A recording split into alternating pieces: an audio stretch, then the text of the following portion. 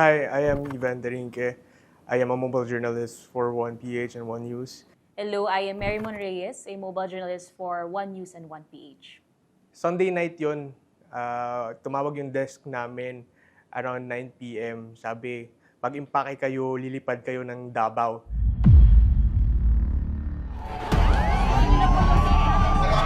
The Philippine National Police has yet to arrest the fugitive pastor who is currently facing sexual abuse and human trafficking charges. Justice for all of us here. Kingdom of Jesus Christ leader Pastor Apollo Kibuloy still nowhere to be found after the police tried to serve arrest warrants against him yesterday. After 16 days of intense manhunt operations, authorities have captured Pastor Apollo Kibuloy yesterday.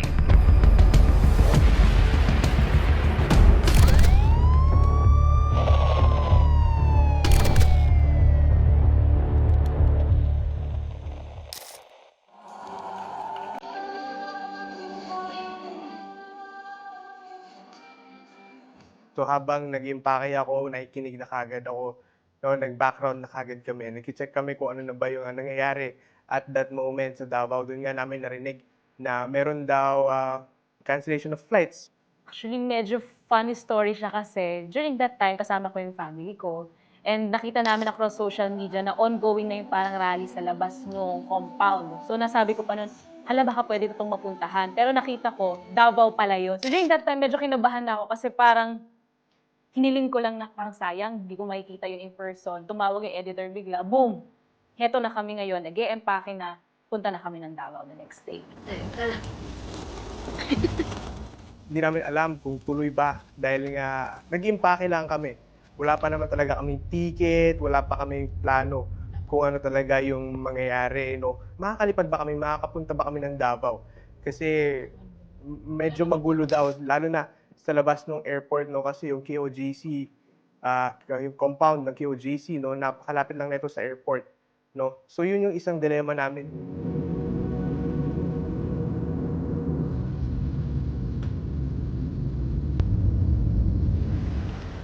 Ano na nga ba yung mangyayari? Kasi, ang tagal na eh. 2 years, actually 6 years pa kasi 2018 nag-start na unti-unting umuusbong yung cases na related kay Pastor Apollo Kibuloy.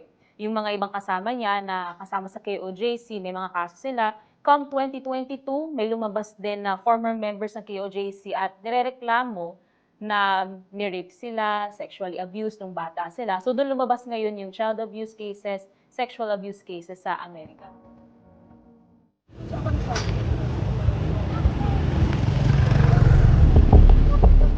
Lumapag kami ng airport sa may Davao, Davao International Airport around 5 a.m.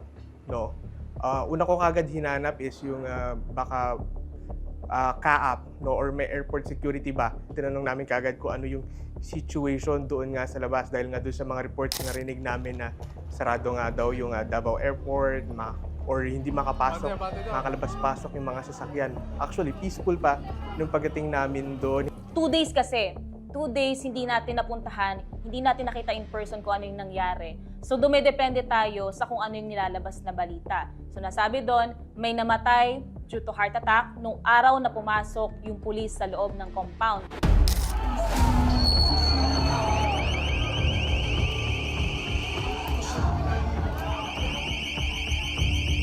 Pero according sa reports, ito kasing 50-year-old na lalaki, para ano siya, may underlying medical condition, yun yung naging rason kung bakit siya namatay. So pwedeng na-induce yung stress niya rin, aside dun sa medical condition na kinakaharap niya, pero isa ito sa parang naging nitsa kung bakit lalong nagalit yung mga tao, yung mga miyembro ng KOJC. At the same time, yung biglaang ang pagpasok sa loob. Isa to sa mga nakakaintrigang bagay na okay, nakaka-pressure siya sa simula kasi syempre, pupunta ka na ngayon mismo kung saan nangyayari itong kaganapan na to.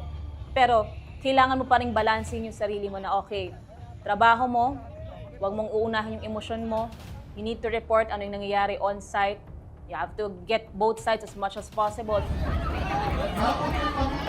Sakit sa damdamin po namin mga mga kingdom citizen po na ginawa po ng mga kapulisan.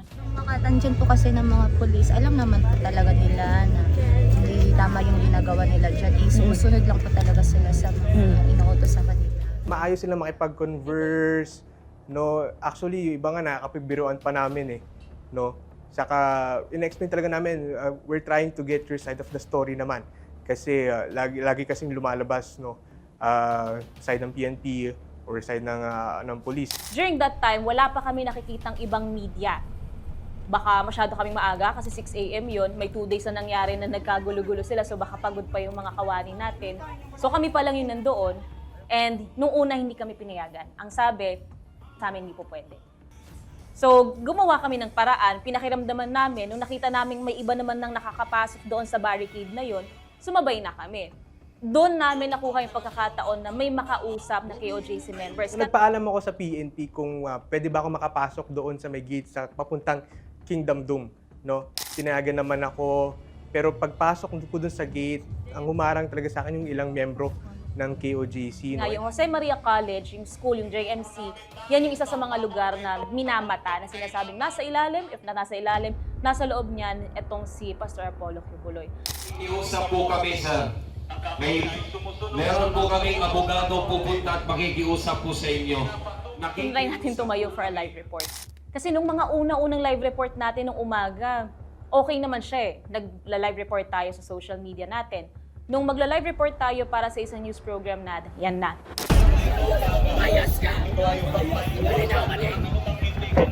Ibinabalita namin lahat ng sentimiento ninyo. Wala akong bias sa nangyayari. Wala po. Wala. So sinasabi nila bayaran daw ang media. Kaya na ho ang nakakita nun.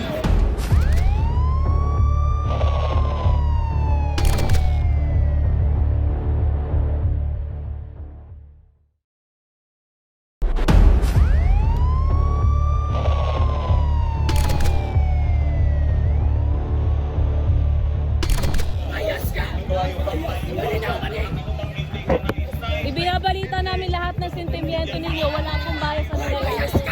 Wala po. Wala. Sabi, di natin naiintindihan minsan yung iba nilang sinasabi. Hanggang sa napalibutan tayo ngayon ng maraming tao, sinasabi sa akin, nakakabit pa yung earphones ko noon, tsaka yung cellphone, yung tripod, nakatayo nga dyan. Tanggalin mo yan. Hinahablot yung earphones ko, yung cellphone, buti naunahan ko pang mahawakan kasi parang dadamputin din yun. Napalibutan tayo ng mga tao at sinasabi, nung nakitang may cellphone, takpan nyo yan. Ano ba yung ginagawa mo dito? Wala naman kayong ginagawang tama. Mga bias kayo, mga bayaran kayo, lahat yan. Yun yung pinakatinutumbog sa akin. Pinipilit tayo ngayong maglakad, tinutulak tayo papalayo. Ang ginagamit nilang pantulak, yung mga payong na nakapaligid. So nararamdaman ko, may pumahampas na ganun. So ako, maganyan-ganyan ako habang naglalakad ako. Even yung yung pinaka parang placards nila, mahampas. Hanggang sa nung naglalakad pa ako papalayo. The sad thing is, kami, we're trying to do our job, pero ayun nga, parang tinataboy kami. So in-explain namin, sir, paano namin makikwento yung side nyo? Ayaw nyo makipag-usap sa amin. Ayaw nyo ikwento sa amin kung ano na yung nangyayari sa inyo. Ang lagi kasing sinasabi nila sa amin is, pag nababalita na kasi, nagbabago na yung storya. Yun yung lagi nilang sinasabi sa amin. Pero, nandun kami, we're trying to explain them na, sir, kaya nga kami nandito. Pagdating ng 3 p.m., nagkaroon ng, nagulat na lang kami, biglang umabante yung squad ng kapulisan. No, umabante, umakyat sila dun sa parang prayer stage, doon nga sa may isang truck doon. No, hanggang pinushback nila paatras yung ilang miyembro noon. So nabarikadahan yung mga miyembro ng KOJC. Sir, huwag niyo po kaming ganituhin sa aming sariling property.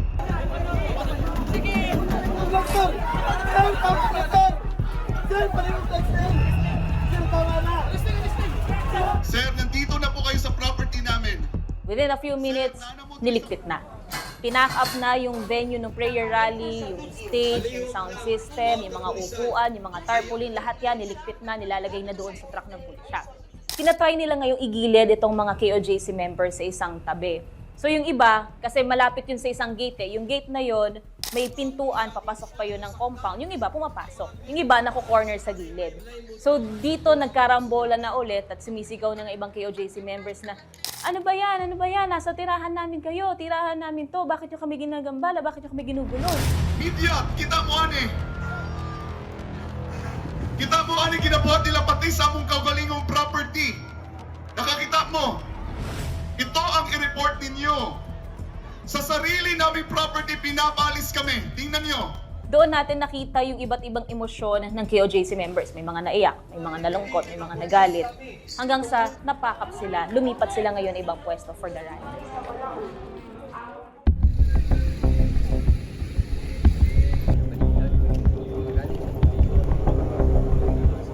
Tuesday, 3 a.m., nakatoka na ako doon, nag-check, nagmamonitor kung ano yung mga possible na mangyayari noon. Kaya ang gihatag sa mga ron, tubig o gantong biskwit. Amot lang kung naapay ihatod sa mga. Nakwento niya nga na nung gabi na yon ay pagkain lang talaga nila ay biskwit sa tubig.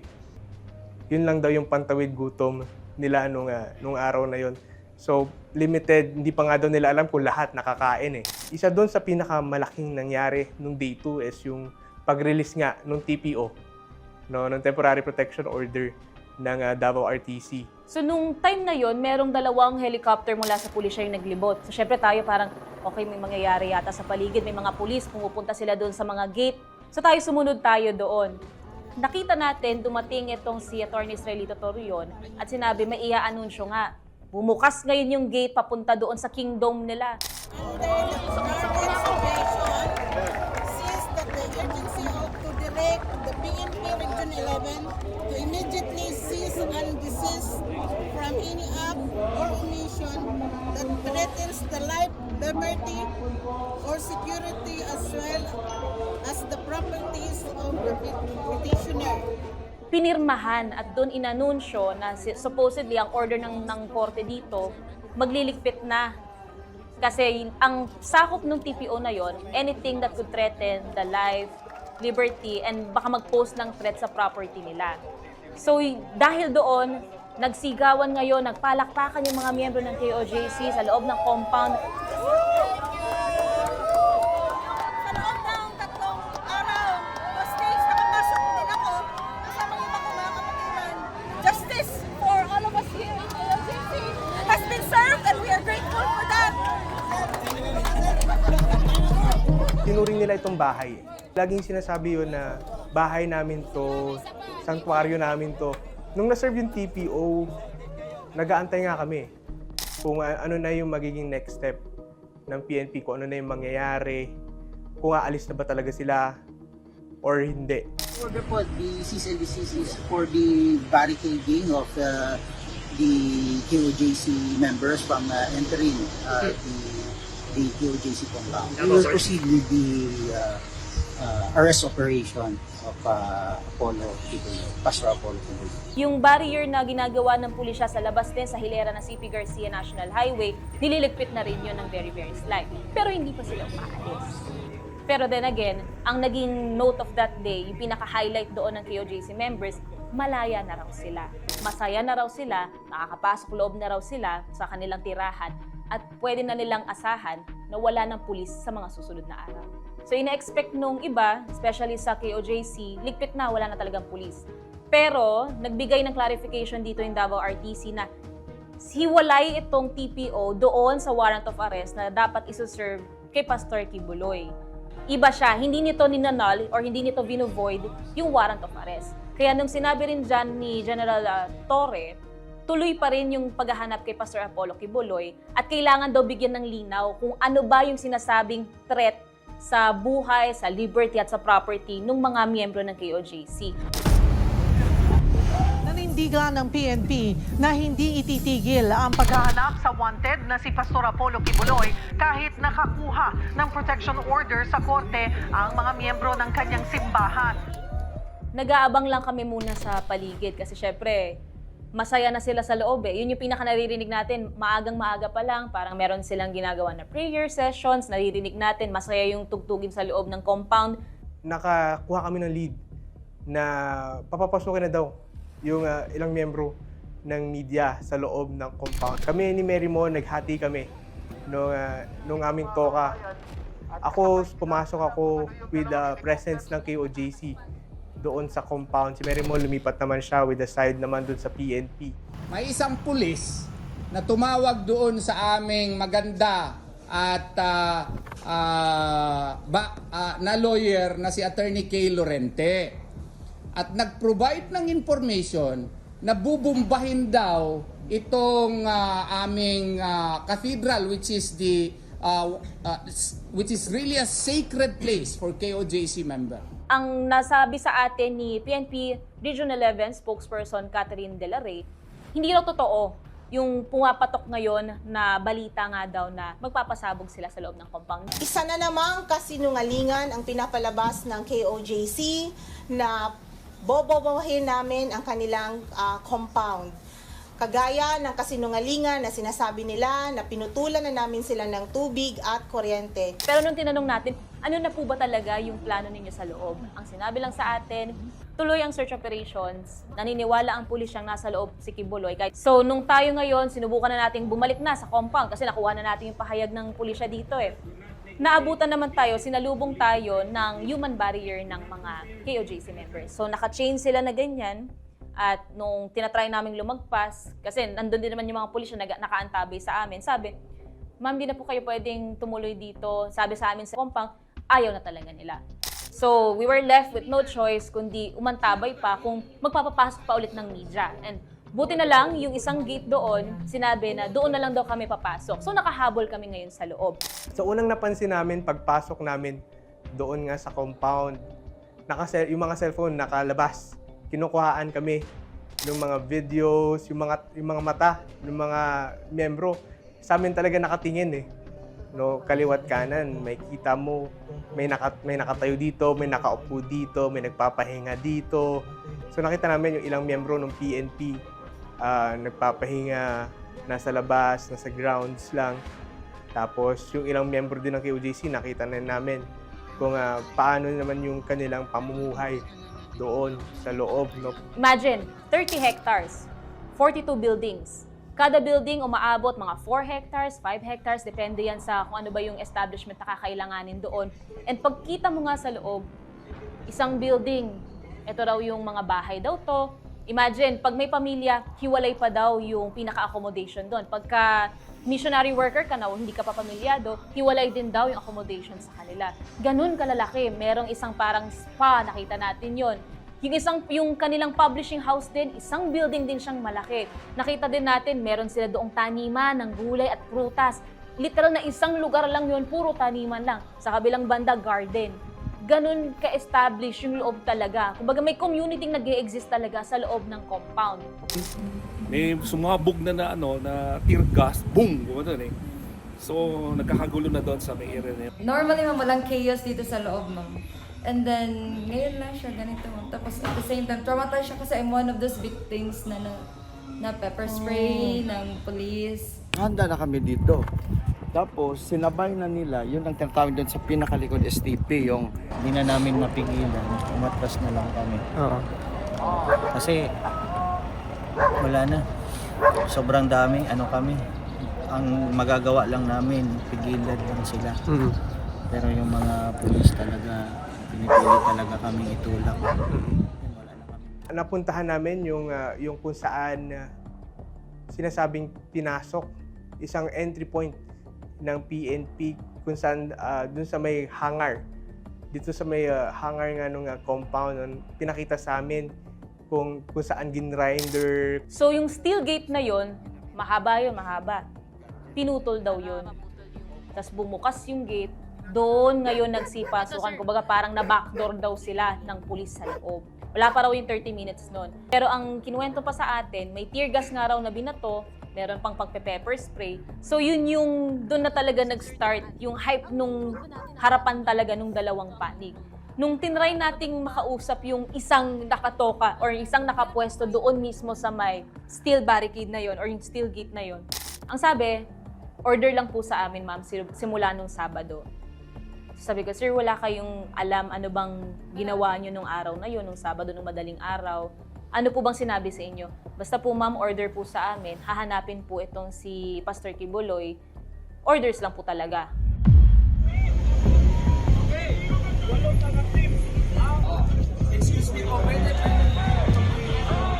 Sabi sa atin ng mga nakausap natin, ma'am, wala na po dito.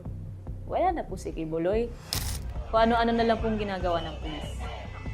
So, syempre tayo, since nandun tayo sa site mismo, mapapaisip ka ngayon. Ilang araw na nga tayong lumilipas dito simula Sabado, Linggo, Lunes, Martes, Miyerkules. Tuloy pa rin naman ang paghahanap kay Kibuloy, hindi pa rin natin siya nakikita. Binabakura ng mga pulis itong katedral sa may loob ng compound, no? Bawal makapasok or makalabas yung kahit na sino dahil nga daw andoon itong hinahanap nilang na si Pastor Apollo Kibuloy. Pero kung andun ba itong si Pastor ay hindi namin alam.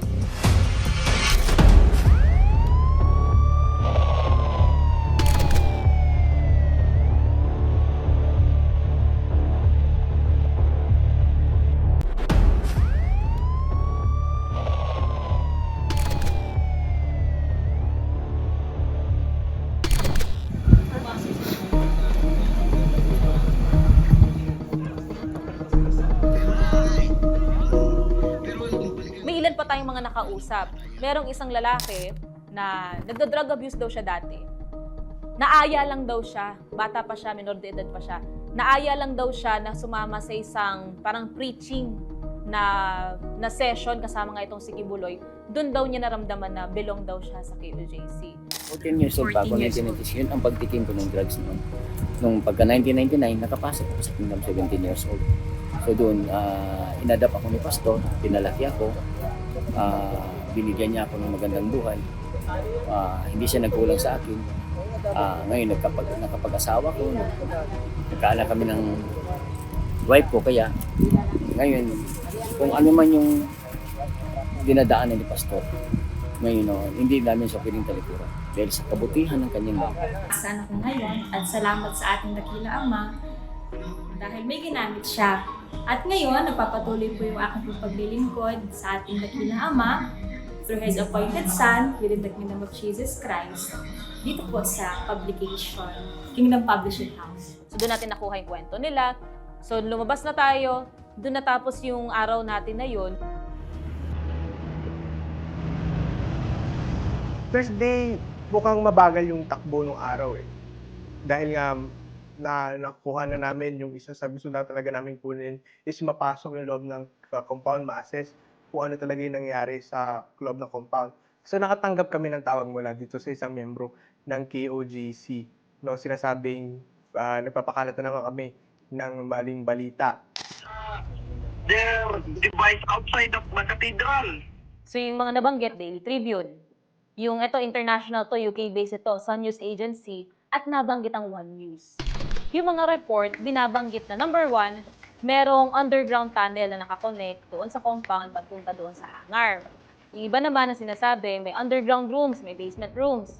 May isa pa sinasabi naman, may sex den or sex dungeon sa ilalim na or sa loob ng compound. So ito yung sinasabi ngayon ng legal counsel na hindi ito totoo. Nasolve naman yung issue doon sa presser. Pero pagkatapos nga nito, kapansin namin may mga umaaligid-aligid na rin doon sa kung saan kami madalas. Okay, so, ganito ba nangyayari kung hindi report si Mary Paul, no? Nung nag-live report tayo, yun pala, merong sumusunod, bumubuntot sa atin. Hanggang matapos yung live report, pumasok tayo sa loob ng food establishment. Umupo siya sa likod ko. Medyo naging ano tayo doon, naging high alert din tayo sa kung anong pwedeng mangyari. Pero fortunately, after a few minutes naman, umalis din siya. Pero at the end of the day, wala pa rin si Pastor Kibuloy.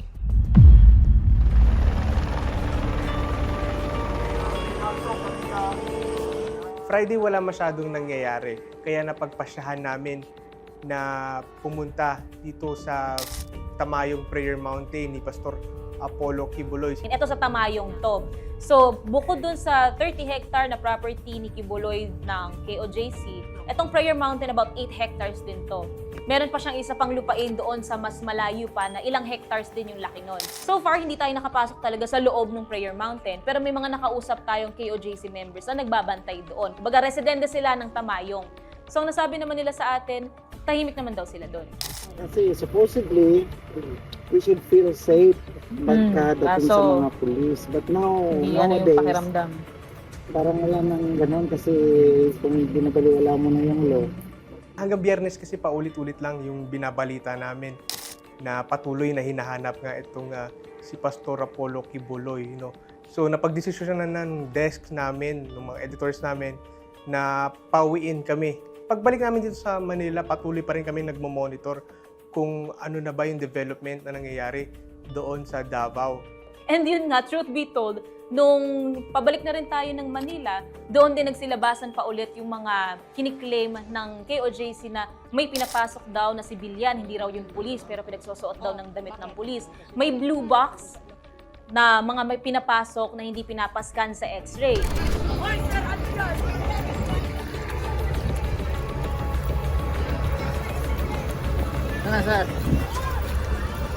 May ilang mga equipment din daw sila nakikita na pinapasok sa loob. So, doon nila kiniklaim pa rin na tuloy-tuloy pa rin yung paghahanap kay Kibuloy, nagugulantang na kami sa loob ng compound namin.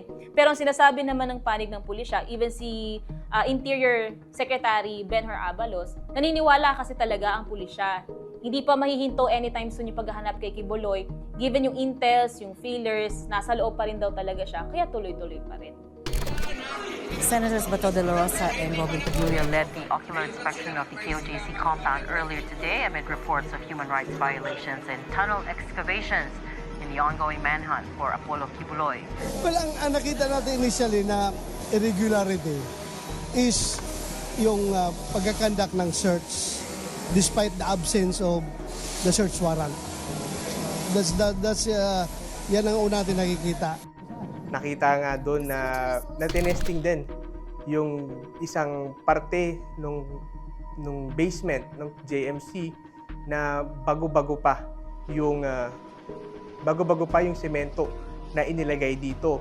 Kinumpirma din naman yan ni General Torre doon sa nangyaring hearing sa Davao kung sinabi nga nila na nagkaroon nga daw ng hukayan pero sabi naman nila isasagutin nila lahat ng naging damages dito. Hanggang sa September 8, bandang hapon yon, nag-post bigla sa Facebook itong si Secretary Benhur Abalos na nahuli na itong si Kibuloy. Wait na, may mapa. Pinagbantay kami kagad ng desk namin. Ako, pumwesto ako sa Camp Crame. Si Mary Moon pumunta sa Villamor Air Base at tumuka rin siya sa Camp Aguinaldo. Kumpirma po natin, nahawak na po natin si Pastor Kibuloy, si Jacqueline Roy, si Ingrid Canada, si Crescente Canada at si Silva Semanes po. Yan po ay nag-undergo po sila ng booking process. Kasama na po dyan yung fingerprint at mugshot at natapos na rin po yung physical and medical examination. September 8 kasi nagkaroon ng ultimatum, bandang 1 PM yon, na within 24 hours, kailangan nyo na mag-surrender. Pagka hindi, meron daw silang loloobin pa na particular na building sa loob ng compound. Hindi na yung dinetalya sa atin. So dito nagkaroon daw nung peaceful surrender ni Kibuloy. Plus, yung 4 pa na co-accused niya. Sila si Jacqueline Roy, Silvia Semanes, Crescente Canada, Pauline Canada, Ingrid Canada. So lahat yan, andito na. Kumbaga, kumpleto na silang lahat. 16 days total yung tinagal ng paghahanap kay Kibuloy. Sa 16 days na yon, sabihin na natin may 1 linggo tayong nandoon mismo sa Davao. Umalis tayo ng Davao, wala tayong Kibuloy na nakita. Nabalitaan natin another week later, nandito na sa Maynila si Kibuloy, pero hindi pa rin sa atin nahaharap, hindi pa rin sa atin napepresenta itong pastor. So nung sumunod na araw na ito na, in-announce na sa amin na magkakaroon na ng press con ngayon. Ihaharap na raw itong si Pastor Kibuloy plus yung 4 pa na co-accused. Humarap na sila ngayon sa media. Pero eto na naman tayo, nakatakip ang kanilang muka. Ang guarantee na lang sa amin na sila, kung sino ba dapat sila, pinangalanan. Nakita niyo yung litrato. Ilang araw pinagpaguran ng kapulisyahan. At to commend General Torre and his group and General Marbil. Nasa kote niya eh, uli niya eh. The end result will ultimately be the same. So maybe he just chose the path na feeling niya ay mas magaan para sa kanya. And on our part naman, mas gusto naman natin na wala nang masaktan pang additional. May mga kaso ng kakaharapin itong si Quiboloy plus yung co-accused sa Pasig at sa Quezon City. Wala pa tayong ibang impormasyon na nakukuha kung ano na ba yung sunod nilang plano. Kaya ang magagawa na lang talaga natin sa ngayon ay maghintay, pero patuloy tayo magbabantay.